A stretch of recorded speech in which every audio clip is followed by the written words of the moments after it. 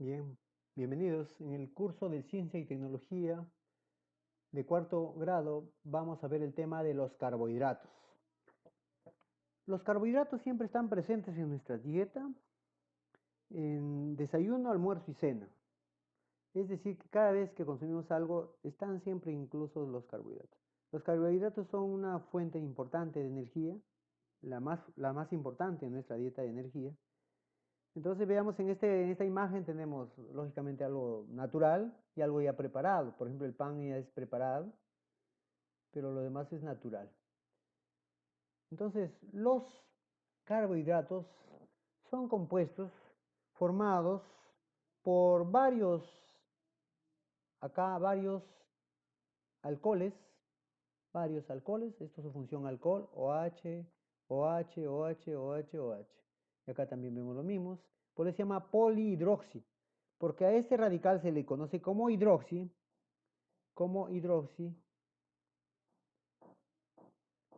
Además de eso tenemos en la parte terminal, de donde se empieza a contar los carbonos, del 1, 2, 3, 4, 5 de acá, esa es la función. Entonces la función es un CHO o un CHO, que es un grupo aldehído.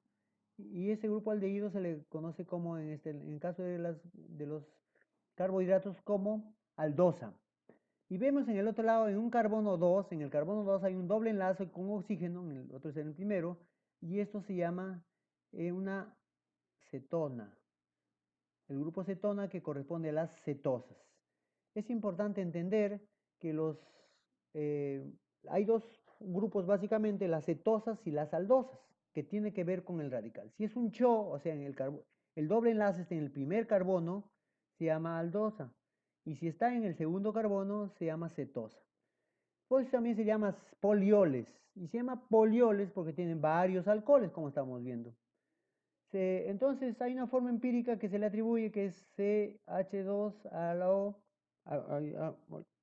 con oxígeno, a la N. Es importante esto, pero no se aplica mucho porque en el caso de los compuestos grandes hay pérdida de molécula de agua y no se aplica mucho. Entonces, aquí hablemos de la D y la L, claro. Hay uno de los carbonos, aquí está en este caso es el 1, el 2, el 3, el 4. Entonces, hay uno de los carbonos que tiene en sus cuatro lados, los radicales son diferentes. En este caso, en este caso es el carbono quiral, el carbono que nos da la función. Y observen, en este carbono, el oxidrilo, en este caso el oxidrilo, aquí el oxidrilo está al lado derecho. Y por eso se llama D, acá D, porque está en el lado derecho. Y el otro es L, porque está en el lado izquierdo, miren. Levo, lado izquierdo, L. Entonces es importante entender por qué esta nomenclatura es así.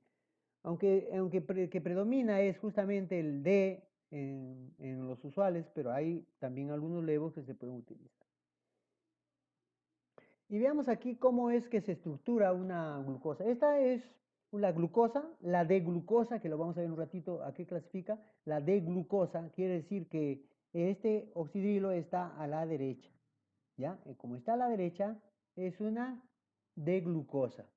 Y en este caso vemos que es un CHO, hay doble enlace aquí con el oxígeno en el primer carbono, entonces una aldosa. Una aldosa.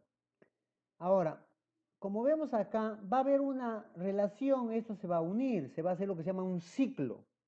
Se va a hacer un ciclo y esto es que el carbono 1 con el carbono 5, con el de acá, así se van a unir y van a formar un enlace M-acetal en este caso y se va a formar un ciclo. Y aquí lo tenemos, miren, el carbono 1 unido con un oxígeno por el carbono con el carbono 5. Esto es muy importante.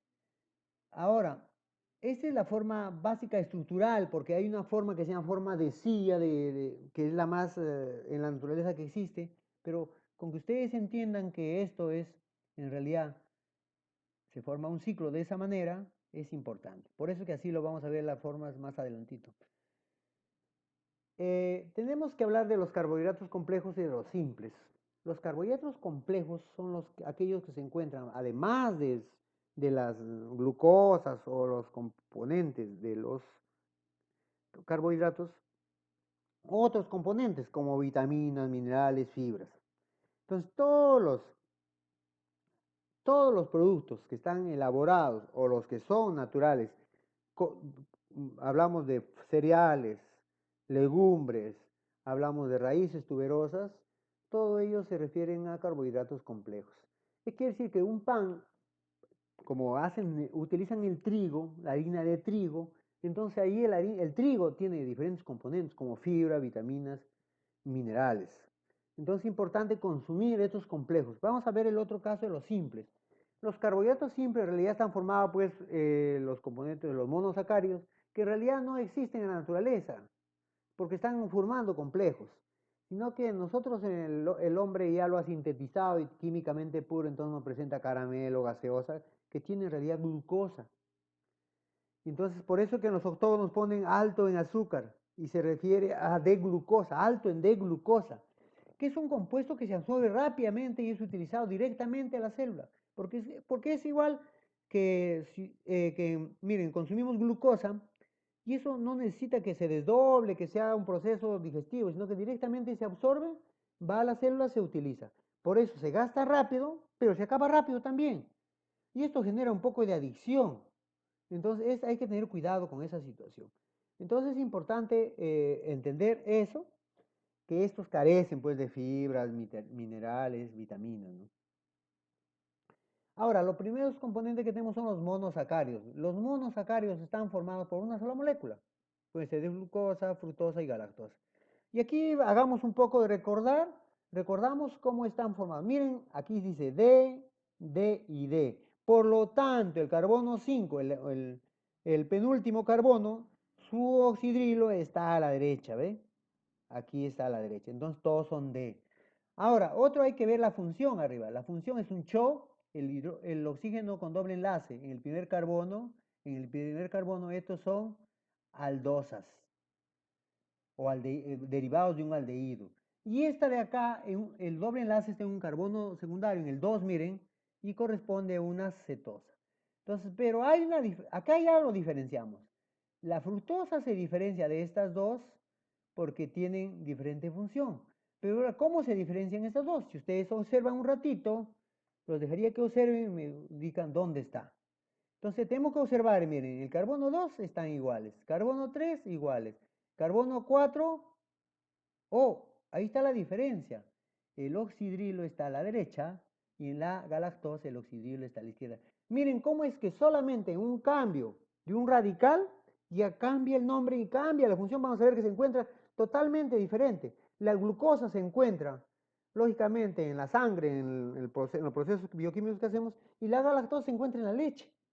El componente principal de la leche es la galactosa. Y vean ustedes, solamente por el cambio de un oxidrilo ya estamos teniendo otro compuesto.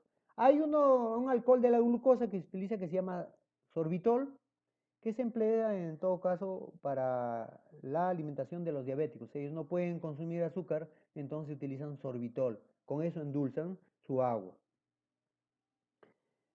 Ahora los disacáridos. Los disacáridos lógicamente están formados por dos monosacáridos. Y esos dos monosacáridos pueden ser cualquiera, la glucosa, la galactosa y la fructosa.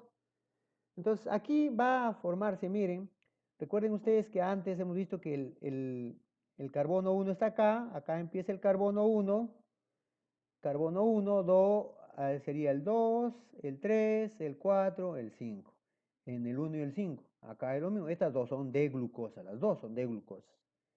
Y lógicamente, aquí queda este que enlace queda libre, este radical queda libre, y entre el 1 de una y el 4 de la otra forman un enlace. Ese enlace se llama glicosídico, ¿ya? Y forman un componente único que se llama maltosa. Y esto libera, lógicamente, que si ustedes hacen el cálculo aquí, libera una molécula de agua. Entonces, la maltosa se encuentra en los cereales en germinación, básicamente. Por ejemplo, en la cebada en germinación, el maíz en germinación, de ellos se hace pues la chicha de jora, la malta. La lactosa está formada por una molécula de glucosa y una de galactosa, donde solamente cambia uno de los hidroxilos está en otra posición. Entonces ahí esto se encuentra en las glándulas mamarias de los mamíferos. Cuando están en etapa de crianza del bebé o del cachorro, la madre produce leche. Eso es la lactosa. Otro componente es la sacarosa que se encuentra en los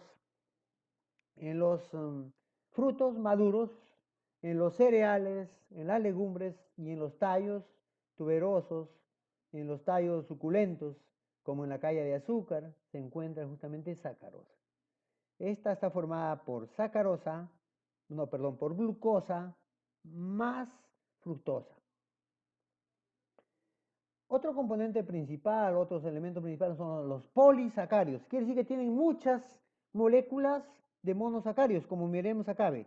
Miren, varias moléculas. Cada uno representa una molécula de monosacáridos. Entonces, veamos la, la forma, cómo se ha estructurado. Entonces, se juntan varias moléculas y forman dos posibilidades. Reservar, o sea, guardar energía, o sirven de estructura para darle forma al animal. Entonces veamos nosotros, vamos a ver de uno por uno. Tenemos que pueden ser material de reserva en animales y plantas. Ahora, en el caso de los almidones, se reservan en los vegetales. Puede ser en las raíces tuberosas, en los tallos tuberosos, también en los tallos aéreos. Y esta se nota cuando lo tenemos en la forma de harina, por ejemplo. Si nosotros hacemos secar papa y lo convertimos en harina, como el chuño o la maicena, estamos hablando de reserva vegetal. Entonces, si esta le ponemos en agua caliente, lo calentamos a cierta temperatura, esta se va a coagular, se va a espesar, como ocurre con la mazamorra o con el engrudo, utilizando lógicamente harina de yuca, de camote, de racacha. Esa es la forma importante de reserva de los vegetales. Entonces los vegetales están reservando para época de dificultad, de sequía, o en el caso de la papa, la oca, la machua, es que de ahí se germina otra planta, entonces necesita una reserva para esa primera parte de germinación. La segunda forma de reserva es en los animales. Nosotros y todos los animales, nuestro exceso de consumo de glucosa se va a convertir en glucógeno. Como vemos acá, un conjunto grande de gran almacenamiento de glucógeno. El hígado, más o menos el 7% del hígado está formado por glucógeno y los músculos también se encuentran glucógeno. Entonces nosotros cuando hacemos ayunas y no tenemos ya consumo de energía, lo que hacemos es usar nuestra reserva. La primera que se va a usar es la del glucógeno. El problema es cuando se acaba la del glucógeno. Tenemos que usar las grasas y no es fácil usar las grasas, hay que convertirlos. Y hay vías complejas para eso, entonces es un poco problemático, por eso el ayuno, el tiempo de hambre que uno pasa, un buen tiempo es dañino. La otra forma que tenemos es la estructural. Tenemos en este caso la celulosa que da estructura a las plantas, está formando a los tallos, las hojas de las plantas y por eso tienen esa forma y esa estructura. Y la otra es el exoesqueleto de los invertebrados. Los invertebrados tienen un caparazón, eso se llama exoesqueleto, y eso le da forma y le mantiene dentro sus órganos. Miren, ¿eh? A diferencia del endoesqueleto, que es nuestro, está al revés, está adentro y alrededor de él están los órganos.